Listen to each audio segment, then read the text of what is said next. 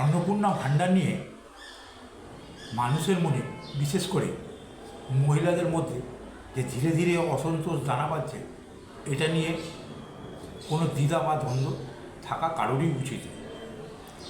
দেখুন, নির্বাচনের প্রচারের সময় বর্তমান মুখ্যমন্ত্রী তৎকালীন প্রধান বিরোধী দলনেতা শুভেন্দু অধিকারী বলেছিলেন যে মে মাসে সরকার গঠন হলে 1 জুন থেকে যারা লক্ষ্মী ভাণ্ডার পাচ্ছে তাদের প্রত্যেকের অ্যাকাউন্টে 3,000 টাকা সরাসরি ঢুকে যাবে। সরকার গঠন হয়েছে, মহিলারা সেই আশায় সম্ভবত ঢেলে ভোট দিয়েছে যে তারা 3,000 টাকা করে পাবেন। মহিলাদের ভোট দেওয়ার, বিপুল পরিমাণে ভোট দেওয়ার কিন্তু এটাও একটা অন্যতম কারণ ছিল। কিন্তু সরকার প্রতিষ্ঠা হওয়ার পর যে প্রথম ক্যাবিনেট মিটিং হয়, সেই মিটিংয়ের শেষে নবনির্বাচিত মুখ্যমন্ত্রী শুভেন্দু অধিকারী বলেছিলেন যে 1 জুন থেকে অন্নপূর্ণা ভাণ্ডার চালু হয়ে যাবে। যাদের লক্ষ্মী ভাণ্ডার ছিল তারা সেই লক্ষ্মী ভাণ্ডারের অ্যাকাউন্টে 3,000 টাকা করে পাবে। কিন্তু হঠাৎ করে এই 2-3 দিন আগে সরকার বলে বসে যে ব্যাংকে এই সুবিধা নিতে গেলে ডিবিটি লিঙ্ক করা আবশ্যক। সেই ডিবিটি লিঙ্ক করতে গিয়ে মানুষ, মানে মহিলারা নাজেহাল অবস্থার মধ্যে পড়েছে। প্রথমত, ব্যাংকে পর্যাপ্ত পরিকাঠামো নেই। অনেকগুলি ব্যাংক 50টার বেশি ফর্মই দিচ্ছে না ডিবিটি লিঙ্ক করানোর জন্য। পোস্ট অফিসে, ব্যাংকগুলোতে দীর্ঘ মানুষের লাইন। মহিলারা এই গরমে ওই লাইনে দাঁড়িয়ে অতিষ্ঠ হয়ে সরকারকে দোষারোপ করতে অলরেডি শুরু করে দিয়েছে। আপনারা একবার এই ভিডিওতে দেখুন যে মহিলারা ঠিক কী বলছেন লাইনে দাঁড়িয়ে। মানুষ অসুস্থ হয়ে যাচ্ছে, ভোর থেকে লাইন দিয়ে নাম অল্প কিছু লেখা হয়েছে 180। আমরা রাজ্য সরকার, হ্যাঁ, আর পোস্ট অফিস কেন্দ্র, তাহলে রাজ্য আর কেন্দ্র তো সবই তো এক। সরকার বলছে কেন? সবই তো এক। রাজ্য ডবল ইঞ্জিন সরকার বলছে কেন? রাজ্য আর কেন্দ্র কি আলাদা নাকি? সব এখানে কি অবস্থা, ভোর থেকে লাইন দিয়ে সবাই এখন বাড়ি ফিরে যাচ্ছে, কি অবস্থা। আর ওদের বক্তব্য হচ্ছে আমাদের রাজ্য সরকার, আর এটা হচ্ছে কেন্দ্র সরকার। এখন তো রাজ্য কেন্দ্র এরকম। হ্যাঁ, এখন গেল সারা জীবনে হয়রানি করিয়ে গেল। গ্যাসের জন্য লাইনে দাঁড়াও, টাকার জন্য লাইনে দাঁড়াও, এসআইয়ের জন্য লাইনে দাঁড়াও, সবে শুধু সারা জীবন শুধু লাইনে দাঁড়াও। সারা জীবন লাইন দাঁড়িয়ে দাঁড়িয়ে চলে যাও, লাইন দাঁড়িয়ে চলে যাও, সারা জীবন শুধু লাইনে দাঁড়াও, তাই তো? গ্যাসের জন্য দাঁড়াও, এসআইয়ের জন্য দাঁড়াও, সবে শুধু দাঁড়াও। এখন আপনারা শুনলেন যে সত্যি মহিলারা কিন্তু এটা নিয়ে একটা অসন্তোষ প্রকাশ করতে শুরু করে দিয়েছে যে সব ব্যাপারে কেন আমাদের লাইনে দাঁড়াতে হয়। সরকার যখন বলেই ছিল যে লক্ষ্মী ভাণ্ডারের অ্যাকাউন্টে বা লক্ষ্মী ভাণ্ডারের প্রাপকরাই অন্নপূর্ণা ভাণ্ডার পাবেন এবং তাদের ব্যাংকের অ্যাকাউন্টে 3,000 টাকা করে চলে যাবে, তাহলে সরকার হঠাৎ করে এখন পাল্টি মেরে দিচ্ছে কেন? সেই প্রশ্ন ওটা স্বাভাবিক। কাজের বেলা কাজ ফুরলেই পাচ্ছে, মানুষের মনে কিন্তু এই প্রশ্ন উঠতে শুরু করে দিয়েছে। এখন সরকার, নবনির্বাচিত সরকার, ভোটের আগে যে বিশাল প্রতিশ্রুতিগুলো দিয়েছিল তাকে কিন্তু সেইগুলো রক্ষা করতে হবে। অন্নপূর্ণা ভাণ্ডার যেরকম দিতে হবে, তেমনি যুবসাথীর ভাতাও কিন্তু তাদেরকে 3,000 টাকা দিতে হবে। যুবসাথীর ভাতাতেও কিন্তু সেম পদ্ধতি, এই অন্নপূর্ণা ভাণ্ডারের মতনই সেম পদ্ধতি ফলো করা হবে বলে আমার মনে হয়। এখন যখন সরকার হঠাৎ করে তার মত বদল করেছে, তারও কিন্তু কিছু কারণ আছে। মাননীয় মুখ্যমন্ত্রী সেই কারণগুলির মধ্যে একটি উল্লেখ করেছেন। আমি আপনাদেরকে দেখাচ্ছি যে মাননীয় মুখ্যমন্ত্রী ঠিক কী বলেছে। লক্ষ্মীর ভান্ডার পাচ্ছেন রাকিবুল শেখ, তার পিতার নাম মনসুর শেখ, তার বাড়ি হচ্ছে শিয়ালমারা, পোস্ট হচ্ছে বহরমপুরের রাধারঘাট। তিনি রাধারঘাট 1 নম্বর জিপি, তার এপিক নাম্বার হচ্ছে SAF 1242254। অর্থাৎ যে কর্মসূচি মহিলাদের জন্য, সেই কর্মসূচিতেও ভেজাল এবং বেনজল ভেরিফিকেশন না থাকার ফলে ঢুকে বসে আছে। এটা কিন্তু ঠিক যে মহিলাদের জন্য যে প্রকল্প সেখানে বিনা জল ঢুকে গেছে, পুরুষেরাও মহিলাদের প্রকল্পের সুবিধা নিতে শুরু করেছে। এখন যে তৎকালীন সরকার যারা লক্ষ্মী ভাণ্ডার চালু করেছিল, মমতা ব্যানার্জির সরকার, তাদের ফর্মে কিন্তু এত এই বর্তমান সরকারের মতন হ্যাপাক্কা ছিল না।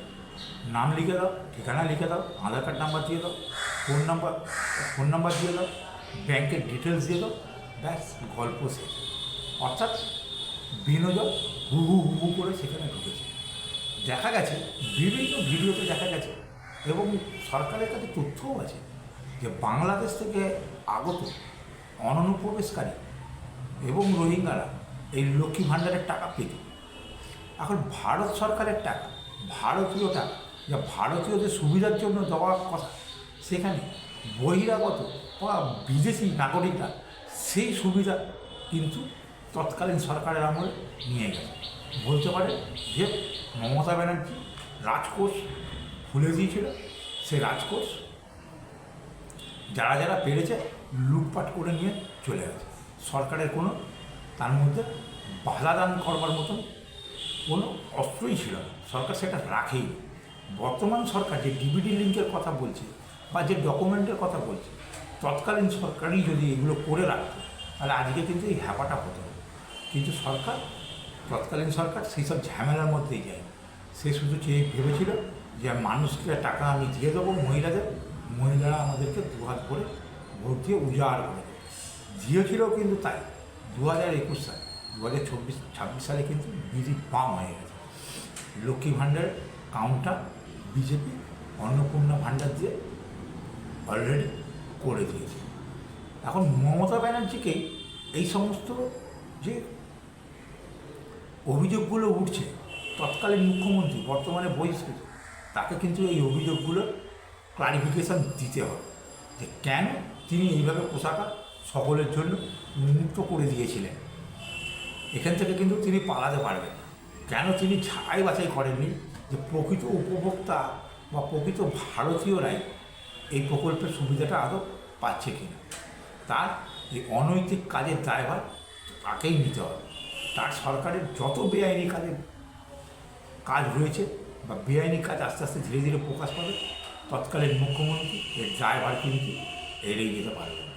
শুধুমাত্র একটা কথা বা একটা ঘটনার কথা কিন্তু আমাদের বর্তমান মুখ্যমন্ত্রী উল্লেখ করেছে। আমি আপনাদেরকে আরও একটা ঘটনার কথা উল্লেখ করে বলে দিচ্ছি কোন জায়গার লোক, পুরুষ এই মহিলাদের উপভোগ সুবিধাগুলো বা সরকারি প্রকল্পের সুবিধা নিয়েছে। দেখুন, মেদিনীপুরের চন্দ্রকোনা 1 ব্লকে মনোহরপুর 2 পঞ্চায়েতের বাসিন্দা তৃণমূল নেতা উত্তম সাউ, সেও কিন্তু লক্ষ্মী ভাণ্ডারের টাকা নিত। আমি আবার বলছি, চন্দ্রকোনা 1 ব্লকে মনোহরপুর 2 পঞ্চায়েতের তৃণমূল নেতা উত্তম সাউ লক্ষ্মী ভাণ্ডারের টাকা নিত। ধরা পড়ে যাওয়ার পর বলছে যে আমি জানি না আমার অ্যাকাউন্টে কীভাবে টাকা এলো। একজনের অ্যাকাউন্টে দীর্ঘদিন ধরে টাকা আসছে, সেই টাকা সে তুলছে, ভোগ করছে, অথচ সে জানে না বা জানবার চেষ্টা করেনি যে এই টাকাটা মাসের পর মাস কী করে তার অ্যাকাউন্টে ঢুকে যাচ্ছে। এত তৃণমূল নেতা সে তোলাবাজ, সে আবার অবুঝ না জেনে বুঝেই করেছে। সেই অঞ্চলের যে পঞ্চায়েত প্রধান তিনি স্বীকার করে নেন যে হ্যাঁ উত্তম সাউ এই টাকাটা পেয়েছে। মানে দুয়ারে সরকার বা পাড়ায় সমাধান যে প্রকল্পগুলো তৎকালীন সরকার করেছিল, সেখান থেকেই কিন্তু এগুলো সব ম্যানেজ হয়েছিল, কারণ ঝাড়াই বাছাইয়ে কোনো ব্যাপার ছিল। এই সরকার এবারে কিন্তু ঝাড়াই বাছাই শুরু করেছে, যার জন্য ব্যাংক, পোস্ট অফিসগুলোতে ডিবিটি লিঙ্ক করবার জন্য ব্যাপক লাইন পড়েছে এবং মহিলারা সেই বিশাল লাইনে প্রবল গরমের মধ্যে দাঁড়িয়ে ক্ষিপ্ত হয়ে উঠছে। যারা উপভোক্তা বা যারা এই প্রকল্পের সুবিধা নিতে চান, তাদেরকে এটা বুঝতে হবে যে বেনো জল সাফ করার জন্য সরকার কিন্তু এই নীতি অবলম্বন করছে। তাদেরকে সরকারকে সাহায্য করতেই হবে। সরকার একবার যদি আপনি দাঁড়িয়ে আপনার ফর্মটি ফিল আপ করে জমা করে দেন বা ঘরে বসে ডিবিটি লিঙ্কটা করে দেন, তাহলে সমস্ত সমস্যার সমাধান একেবারেই হয়ে যাবে। এই কথায় আছে না, কষ্ট করলে কেষ্ট মেলে, এটা কিন্তু ঠিক তাই। আমি আরেকটা আপনাদেরকে পাশে দেখাচ্ছি যে একটি ছেলে, তার মা, আপনারা পাশে দেখতে পাচ্ছেন একটা সোশ্যাল মিডিয়ার পোস্ট। সেই পোস্টে তিনি একজনকে প্রশ্ন করেছেন যে আমার মা আগে লক্ষ্মী ভাণ্ডার পেত, বর্তমানে বিধবা ভাতাও পায়, মানে সে জেনে বুঝে দুটো ভাতাই তার মানে, এবং দুটো ভাতার জন্য দুটো ব্যাংককে অ্যাকাউন্ট নাম্বার সে দিয়েছে। এখন সরকারি ভাতা বা প্রকল্প যে কোনো একটা আপনি পেতে পারেন। এর এই পোস্ট থেকে বোঝা যাচ্ছে যে সেই ভদ্রমহিলা যখন সধবা ছিলেন তখন তিনি লক্ষ্মী ভাণ্ডার নিতেন, পরবর্তীকালে স্বামী মারা যাওয়াতে তিনি বিধবা হন, এবং বিধবা হওয়ার পর অন্য একটি অ্যাকাউন্টে বিধবা ভাতার অ্যাপ্লাই করে বসে। এটা কিন্তু এক প্রকারভাবে আইন বিরুদ্ধ কাজ, বেআইনি কাজ। যে সরকারি প্রকল্পে যে কোনো একটা বেনিফিট আপনি পাবেন, সবকটার বেনিফিট আপনি চাইলেও পাবেন। ইনি সেক্ষেত্রে কী করেছেন, দুটো ব্যাঙ্ক অ্যাকাউন্ট দিয়ে টাকাটা ভোগ করেছেন, দুটো প্রকল্পের টাকাই তিনি নিয়েছেন। সরকার এই বেনজলগুলোকে আটকাবার জন্যই কিন্তু ডিবিটি লিঙ্ক করতে বলছে। এখন ইনি প্রশ্ন করছেন যে ব্যাংকে ডিবিটি করতে গিয়ে, লিঙ্ক করতে গিয়ে ব্যাংক তো বলছে যে কোনো একটা হবে, আধার কার্ড প্যান কার্ড লিঙ্ক তো সব ব্যাংকেই রয়েছে। আপনি ডিবিটি লিঙ্কটা হচ্ছে অ্যাকচুয়ালি কেওয়াইসি প্রকৃতি, কেওয়াইসি ছাড়া কিন্তু এটা নয়, ঠিক আছে? তো যে কোনো একটা ব্যাংকের আপনার কেওয়াইসি হবে, আপনি যা খুশি যে কোনো ব্যাংকে আপনি কেওয়াইসি করতে পারেন, কিন্তু আপনার একাধিক ব্যাংক থাকলে হবে না। বাকি ব্যাংকগুলো উইদাউট কেওয়াইসিতে পড়ে থাকবে, কেওয়াইসি না আপডেট হলে ব্যাংক অটোমেটিক্যালি ক্লোজ হয়ে যাবে।